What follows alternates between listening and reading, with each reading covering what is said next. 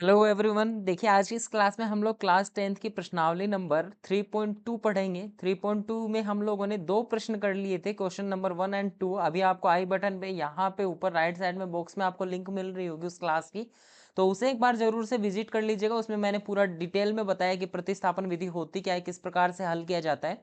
बाकी चलिए, आज हम लोग जो तीसरा प्रश्न इस प्रश्नावली में बचता है, जिसके अंदर 5 या 6 प्रश्न है, तो और सबसे ज़्यादा इंपॉर्टेंट भी यही प्रश्न होते हैं, क्योंकि ये जो प्रश्न होते हैं थ्योरी बेस्ड होते हैं। ठीक है, तो इसमें बहुत दिक्कत आती है स्टूडेंट्स को, तो मैं इसी को दिक्कत को आज की क्लास में क्लियर करूंगा। So don't worry. चलिए देखिए, समझिएगा कि इस प्रकार के प्रश्नों को हल किस प्रकार से किया जाता है। सबसे पहले आपको थ्योरी दी हुई होती है। ठीक है, थ्योरी दी होती है, उसको आपको इक्वेशन में कन्वर्ट करना होता है। इक्वेशन में कन्वर्ट किस प्रकार करेंगे आप लोग, आप याद करिएगा क्लास 9th 9वीं क्लास में आप लोगों ने बहुत इस प्रकार के प्रश्न किए हैं, तो उसी से हम लोग यहाँ पे भी हल करेंगे। ठीक है, उसके बाद में दोनों इक्वेशन में से किसी भी एक इक्वेशन में अक्स या वाई का मान निकाल लेंगे। अक्स या वाई का मान वाई या अक्स के पदों में।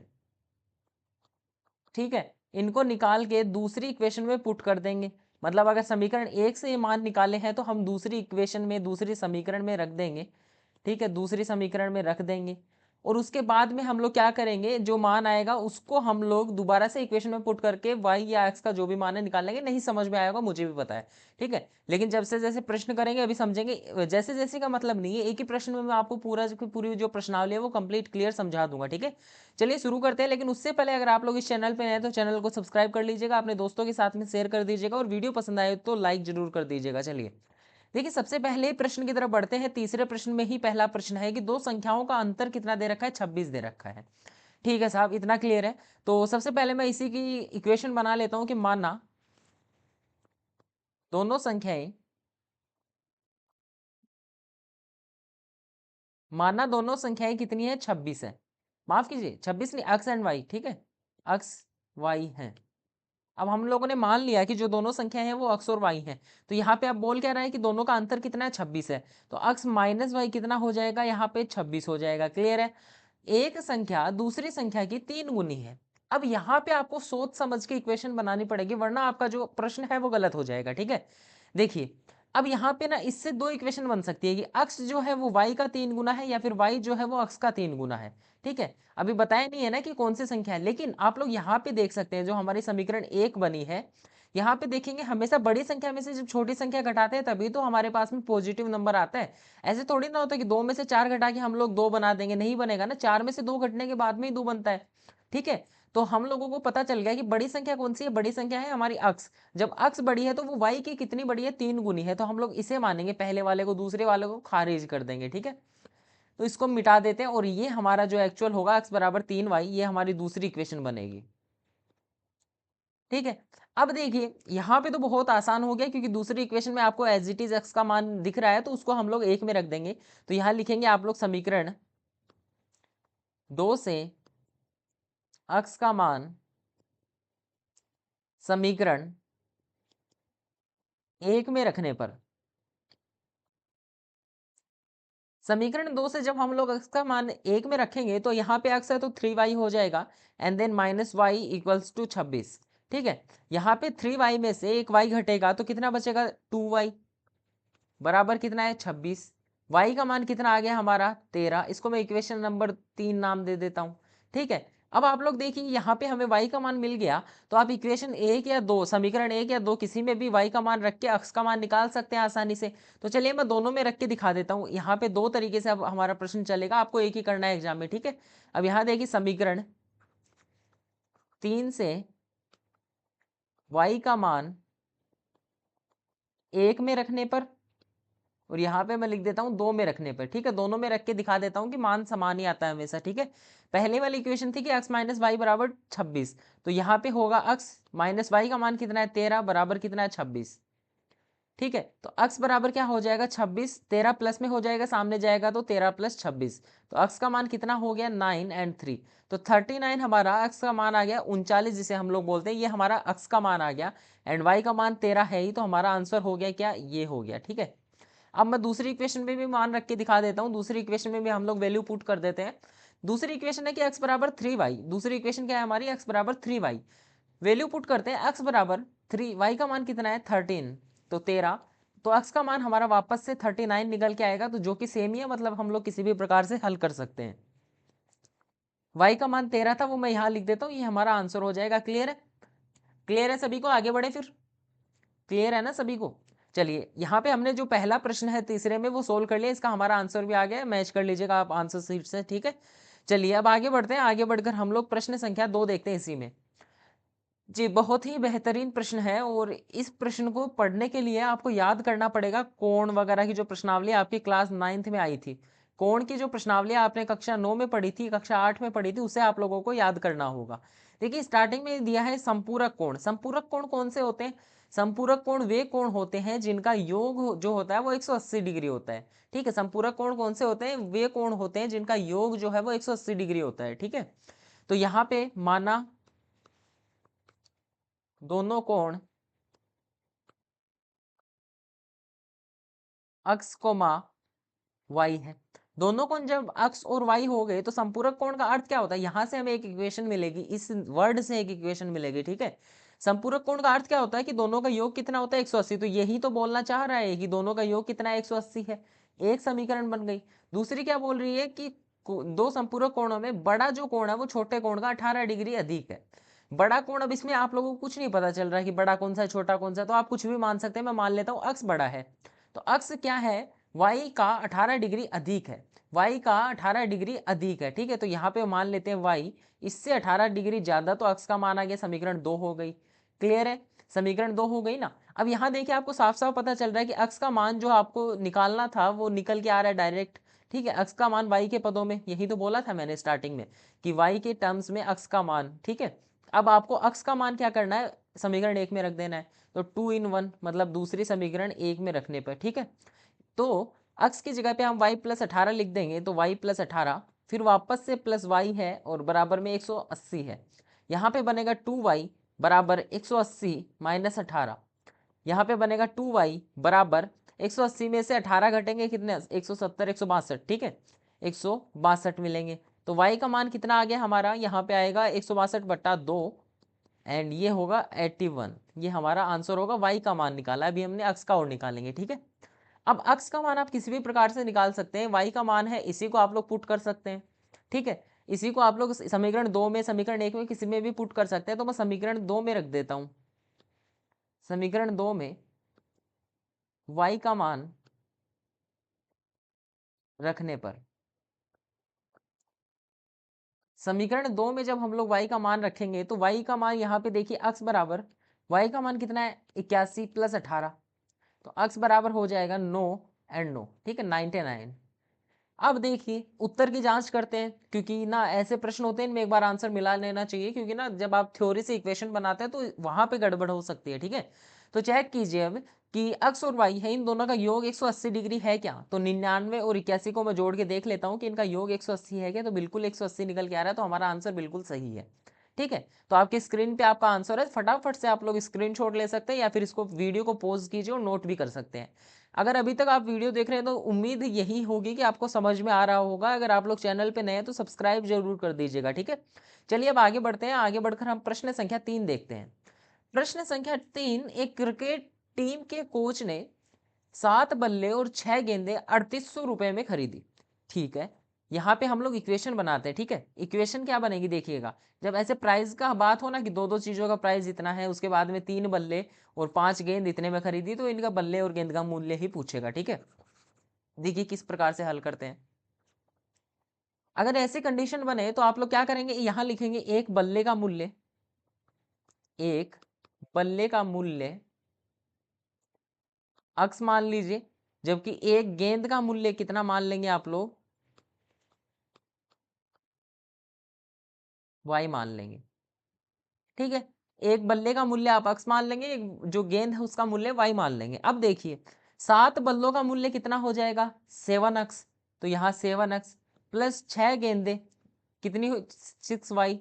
ठीक है, इन दोनों का मूल्य कितना है? जोड़ है इन दोनों का 3800 रुपए। तो ये तो हमारी इक्वेशन 1 बन जाएगी। दूसरी किस प्रकार बनेगी कि 3 बल्ले मतलब 3 अक्स प्लस 5 गेंदे मतलब 5 वाई 1750 रुपए में खरीदी, तो ये इक्वेशन 2 बनेगी। क्लियर है? अब देखिए किसी भी इक्वेशन में से हम लोग x का मान निकाल लेते हैं या y का मान, जो भी आपको पसंद हो सबसे पहले उसी का मान निकाल लेते हैं। तो यहाँ से देखिए मुझे अब मान लीजिए अब x पसंद है तो मैं x का मान निकालूंगा, ठीक है। तो यहाँ देखिए 3x बराबर 1750। अब ये जो y है 5y, इसको हम लोग सामने भेज देंगे। देखिए मान इस प्रकार निकालते हैं कि हमें अगर x का मान निकालना है तो हम केवल x को ही उल्टे हाथ की तरफ रखेंगे, बाकी सारी चीज़ों को दूसरी तरफ भेज देंगे, ठीक है। तो यहाँ 5y भेज दिया। अब हम लोग 3 गुणा में इसको भी बट्टा में भेज देंगे, तो 1750 माइनस का 5y बट्टा 3। अब इसको मैं इक्वेशन 3 नाम दे देता हूँ। अब 3 को हम लोग 1 में रखेंगे क्योंकि 2 से तो हमने ये वैल्यू निकाली है, इक्वेशन समीकरण 2 से ही तो मान निकाला है ना। तो समीकरण 3 इन 1, 3 का मान 1 में रख देंगे। तो यहाँ पे मल्टीप्लाई करना होगा हमें 7 मल्टीप्लाई विद 1750 माइनस 5y बट्टा 3 प्लस का 6y बराबर 3800। लंबी कैलकुलेशन है लेकिन पूरा नंबर देके जाएगा ये क्वेश्चन, ठीक है। चलिए इनको मल्टीप्लाई करते हैं तो यहाँ पे हमें मिलेगा 0, 5 35 हासिल 3, 49 और 3 हो गए हमारे 52, हासिल 5, 7 एकम 7 और 5 12, ठीक है। उसके बाद में माइनस 7 5 35y बट्टा 3 प्लस 6y बराबर 3800। अब मैं ना इनका लघुत्तम ले लेता हूँ। जो हमारा 3 है और इसके यहाँ पे 1 है, इन दोनों का लघुत्तम कितना हो जाएगा, 3 हो जाएगा। तो एलसीएम कितना आ गया, 3 आ गया। यहाँ पे आपके पास में है क्या, 12250 माइनस 35y। यहाँ पे क्या बनेगा, देखिए 3 बार है, फिर 3 से गुणा करेंगे तो 18y बराबर हमारे पास में 3800 है। अब 3 है वो सामने मल्टीप्लाई में जाएगा और यहाँ पे होगी कैलकुलेशन, तो यहाँ होगा हमारे पास में 12250 तो है ही। उसके बाद में माइनस के 35y और प्लस के 18y हैं, तो यहाँ माइनस के 17y बच जाएंगे, ठीक है। ये कैलकुलेशन तो आप छठी 7वीं क्लास में भी सीख ही लेते हैं, ठीक है। 35y में से मान लीजिए कि माइनस के 35y हैं, उनमें आपको 18y जोड़ना है। मान लीजिए कि माइनस के जो 35 है उसमें 18 जोड़ने हैं, तो माइनस के कितने बचेंगे, 17 बचेंगे, ठीक है। तो हमारे पास में कितने बच गए, 17 बचेंगे ना। एक सेकेंड, हाँ कैलकुलेट कर लेते हैं। जी हाँ 17 ही बचेंगे, ठीक है। अब 3 को सामने मल्टीप्लाई में भेजेंगे तो यहाँ पे इसी स्टेप में मैं थोड़ा करेक्शन कर देता हूँ। 3 को मैं सामने मल्टीप्लिकेशन में भेज देता हूँ। अब यहाँ गुणा करेंगे आप लोग, तो गुणा करेंगे तो यहाँ पे 0 0, 24 का चौका हासिल की 2, 3 3 9 10 11, 11400। अब 17y है, इसको इधर लेके जाओ और इसको इधर लेके आओ, मतलब 17y को यहाँ और ये जो है हमारे पास में इसको इस साइड लेके आएंगे, ठीक है। तो यहाँ बचेगा 12250 माइनस 11400 बराबर 17y। क्लियर है। अब देखिए इक्वेशन तो टफ हो रही है तो आपको थोड़ा प्रैक्टिस करना पड़ेगा इस चीज का, बट देखिए अब हमारे पास में 17y का मान किसके बराबर आ जाएगा, आगे हम लोग यहाँ लिखते हैं कि 17y बराबर किसके बराबर आएगा, कैलकुलेशन करते हैं जरा। देखिए 12250 में से 11400 घटाना है, तो इसमें 600 जोड़ेंगे तो 12000 मिलेगा और 250 हो रहा है, तो 850 बचेंगे हमारे पास में, ठीक है। 850। अब देखिए y का मान कितना आ जाएगा, 850 बटा 17, तो इसका मान आ जाएगा 50। तो y हमने गेंद का मूल्य माना था, तो एक गेंद का मूल्य कितना है, 50 रुपये है। अब y की जो इक्वेशन है उसको 4 दे देंगे और उसको हम लोग किसी भी इक्वेशन में रख देंगे। मान लीजिए पहली में हम लोग वैल्यू पुट करते हैं, इसको हम लोग 4 देते हैं और 4 इन 1, 4 का मान 1 में रखते हैं, ठीक है। अब देखिए 4 का मान 1 में रखेंगे तो 7x प्लस 6y बराबर 3800। तो 7x प्लस 6y का मान कितना है, 50 बराबर 3800।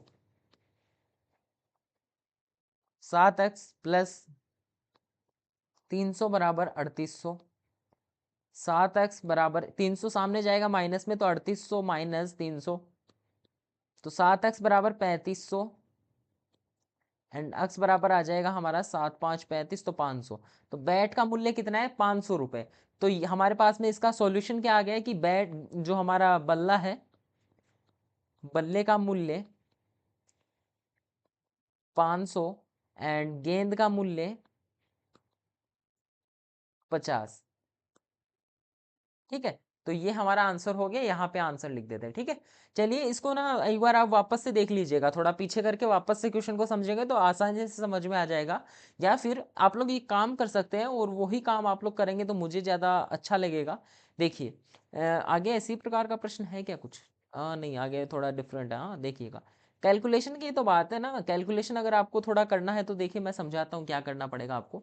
यहाँ से देखिए आप लोग, इसको मैं हटाता हूँ 7 को एंड इसको मैं हटाता हूँ 6 को और यहाँ पे हटाते हैं हम लोग, बट ना फिर क्वेश्चन ऐसे मैच नहीं होगा, तो आप लोग एक काम कर लीजिए, इसको वापस से इरेज करना पड़ेगा अब जी। अब आप लोग एक काम करिएगा कि आप लोग इसी प्रकार का कोई प्रश्न का एग्जाम्पल देखिएगा, बुक में जाइए, बुक खोल के देखिए और उसमें देखिए कोई एग्जाम्पल इसी प्रकार का है क्या, और उसको आप लोग खुद हल कीजिएगा, ठीक है। तब आ जाके आपकी जो कैलकुलेशन है वो वापस से फास्ट बनेगी, ठीक है।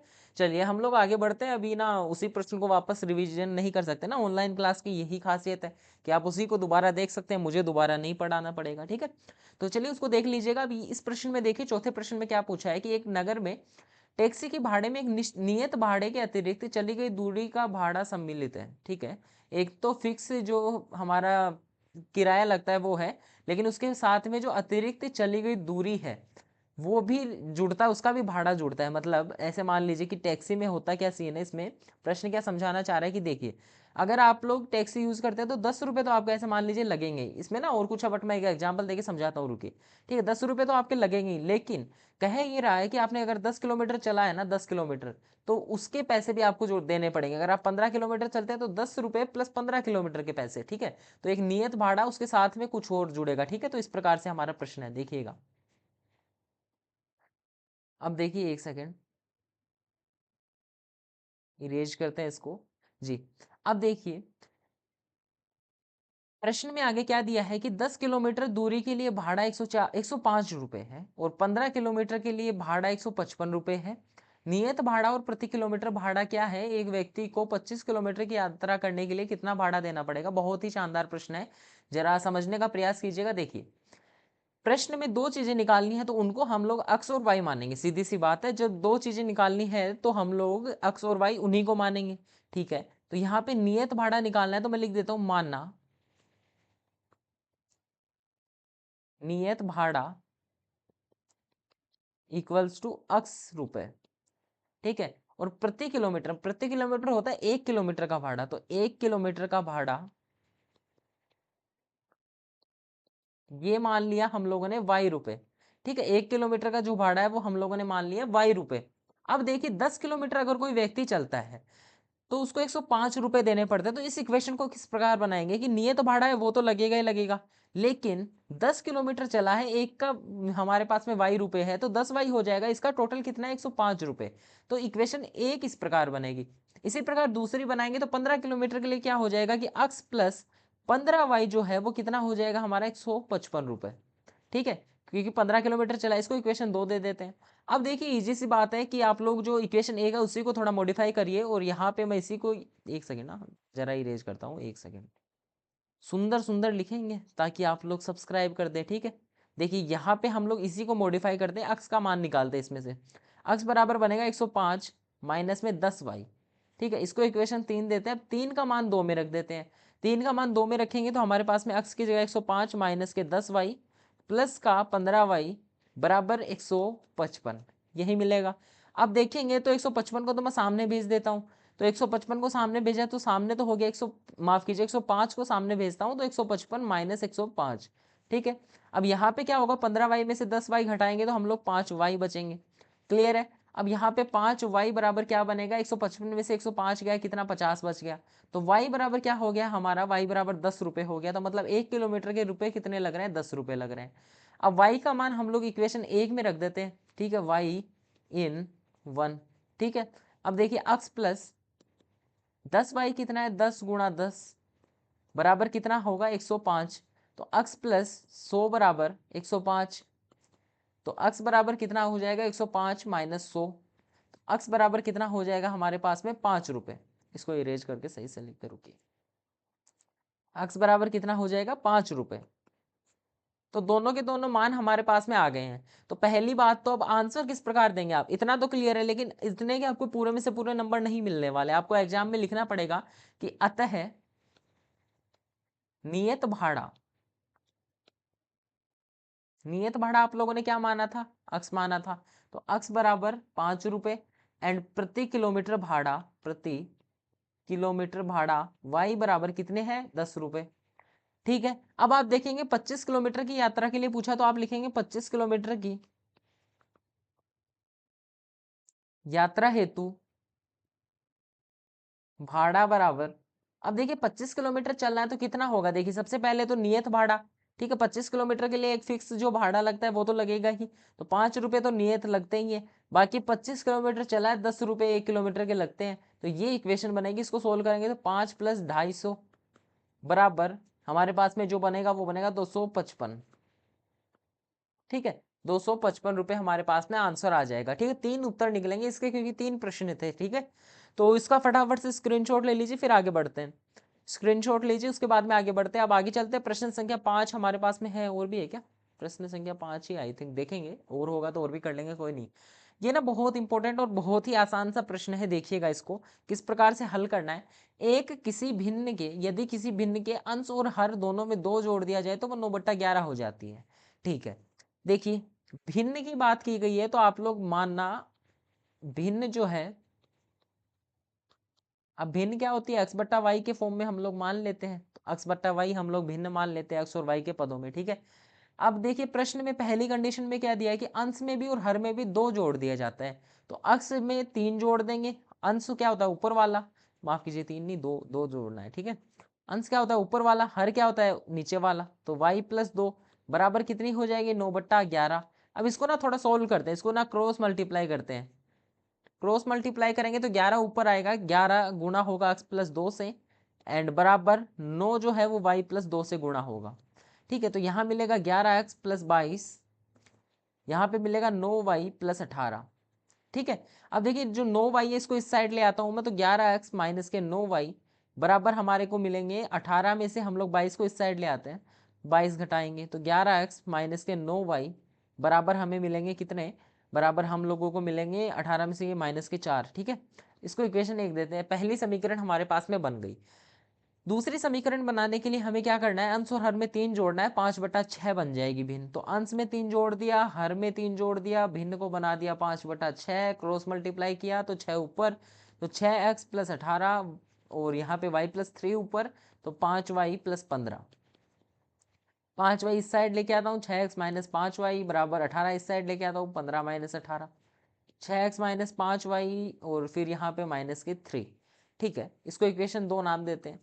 अब देखिएगा इक्वेशन 2 तो हम लोगों ने नाम दे दिया, अब हमारे पास में 2 समीकरण भी है, पूरा का पूरा मेथड आपको क्लियर है ही, साथ ही में अब क्या करेंगे आप लोग, या तो इक्वेशन 1 पकड़ेंगे या इक्वेशन 2 पकड़ेंगे, किन्हीं में किसी भी इक्वेशन से x का या y का मान निकाल लेंगे, उसको दूसरी इक्वेशन में रख देंगे, जो हमारे जिससे मान निकाल रहे हो उसके अलावा किसी इक्वेशन में रख देंगे, और उसके बाद में आप लोग मान निकलेगा उसको, जैसे मान लीजिए अगर x का मान आप लोगों ने इसमें से निकाल के रखा तो y का मान आपको मिल जाएगा, तो जो y का मान आएगा उसे किसी भी इक्वेशन में रख के x का मान निकाल लेंगे, जैसे हम लोग अभी करते हैं 4 प्रश्नों में हमने किया, आप लोगों ने भी देखा होगा।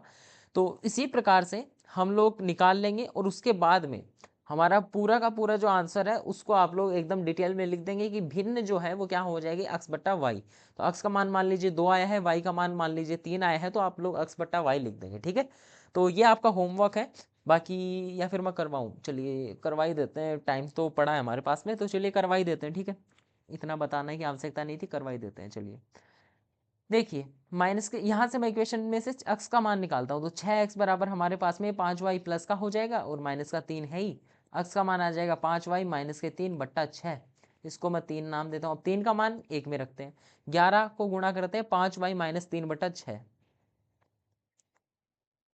5y - 3/6, ठीक है। तो 11x हो गया, माइनस का 9y, तो माइनस का 9y बराबर, बराबर क्या होना चाहिए, बराबर हमारा होना चाहिए, एक सेकेंड इक्वेशन में देखते हैं क्या है, -4, -4। अब देखिए क्या करेंगे, ऊपर मल्टीप्लाई करते हैं तो 55y - 11 3 33/6 है, तो 6 को लघुत्तम ले लेंगे, तो 9 6 54 -54y बराबर -4, 55y यहाँ पे डायरेक्ट हो गया ना, 55 में से 54 घटाएंगे, एक y बचेगा -33 बराबर -6 चौक 24, y बराबर -33 उस साइड जाएगा, प्लस का बनेगा, तो 33 में से 24 घटाने हैं, तो y बराबर हमारे पास में 6 और 3 9 बन गए, तो y का मान कितना आ गया, 9 आ गया।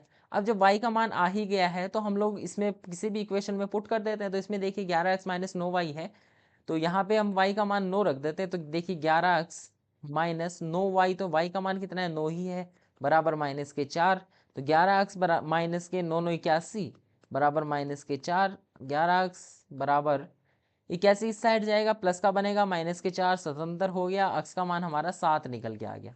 ठीक है, अब देखिए आप लोग लिखेंगे अतः भिन्न बराबर, भिन्न क्या थी, अक्स बट्टा वाई थी, अक्स का मान कितना है 7 है, वाई का मान कितना है 9 है, तो भिन्न क्या हो गई 7/9, ये हमारा आंसर हो गया। क्लियर है, तो इसी प्रकार से आपको करना था, दोबारा ट्राई करेंगे तो आपसे भी सोल्व हो जाएगा, सो डोंट वरी, दोबारा ट्राई कीजिए, आपसे समझ में आ जाएगा आपको। ठीक है, अब देखिए प्रश्न संख्या 6 जो है वो बहुत ही महत्वपूर्ण, बहुत ही बढ़िया प्रश्न है और एग्जाम में पूछे जाने लायक प्रश्न है। ठीक है, तो इसकी मैं आपको इक्वेशन बना के दे देता हूँ, बाकी आप लोग सोल्व इसको घर से कर लीजिएगा, तो इक्वेशन बना लीजिए और फटाफट से होमवर्क भी तो देना है ना, तो इसीलिए इसको घर से करिएगा। देखिए मैं इक्वेशन बना देता हूँ। 5 वर्ष पूर्व थी जैकब की जो आयु अपने पुत्र की आयु से 3 गुनी थी। ठीक है, 5 वर्ष पूर्व जैक क्या, अच्छा 5 वर्ष बाद है, सॉरी। ठीक है, इसको दोबारा से हम लोग पढ़ते हैं, एक सेकेंड। देखिए 5 वर्ष बाद जैकब की आयु उसके पुत्र की आयु से 3 गुनी हो जाएगी। 5 वर्ष पूर्व जैकब की आयु उसके पुत्र की आयु की 7 गुनी थी। उसकी वर्तमान आयु क्या है, जैकब की वर्तमान आयु क्या है, तो यहाँ पे आप लोग क्या करेंगे, आप लोग मान लेंगे कि माना जैकब की आयु x और उसके पुत्र की आयु y। ठीक है, अब पहली इक्वेशन क्या बोल रही है कि 5 वर्ष बाद, तो 5 वर्ष बाद जैकब की आयु कितनी हो जाएगी, एक्स में 5 जोड़ देंगे। ठीक है, जबकि उसके 5 वर्ष बाद उसके पुत्र की आयु कितनी हो जाएगी, वाई में 5 जोड़ देंगे। ठीक है, अब देखिए बोल क्या रहा है कि उसके पुत्र की आयु से 3 गुनी हो जाएगी, तो पुत्र की आयु अगर वाई प्लस 5 है तो इसकी 3 गुनी क्या हो जाएगी, जैकब की आयु, तो एक्स प्लस 5 हो जाएगी। यहाँ इक्वेशन बनेगी 3y + 15 बराबर एक्स प्लस 5। अब यहाँ सभी को उस साइड ले चलते हैं, तो एक्स माइनस 3y और इसको इस साइड लेके आता है, तो बराबर 15 - 5 बराबर 10। तो हमारी इक्वेशन बनेगी x माइनस 3y बराबर 10। तो पहली समीकरण ये बन गई।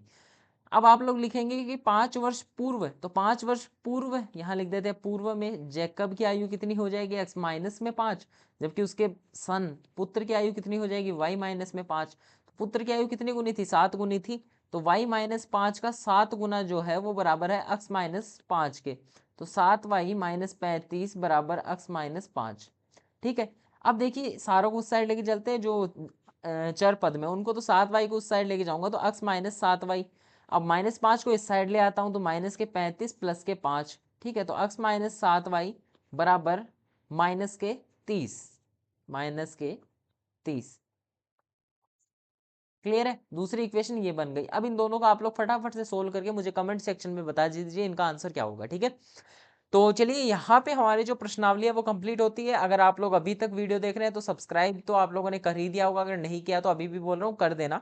बाकी अगर वीडियो पसंद आए तो वीडियो को लाइक जरूर कर दीजिएगा, अगर आपको पूरा पूरा कॉन्सेप्ट समझ में आया तो लाइक तो करके जाइएगा। ठीक है, और अगर आपके पास में कोई क्लासमेट है आपके साथ में और उसको मतलब मैथ्स में इश्यू होता है तो उसके साथ में इस चैनल को शेयर कर दीजिएगा, ताकि वो भी अपनी मैथ्स को एकदम आपकी तरह स्ट्रॉन्ग कर पाए। ठीक है, तो चलिए मिलते हैं आप लोगों से कल। अब हम लोग 3.3 पढ़ेंगे अगली क्लास में, तो ठीक है मिलेंगे आप लोगों से कल 3.3 पढ़ेंगे। तब तक के लिए धन्यवाद।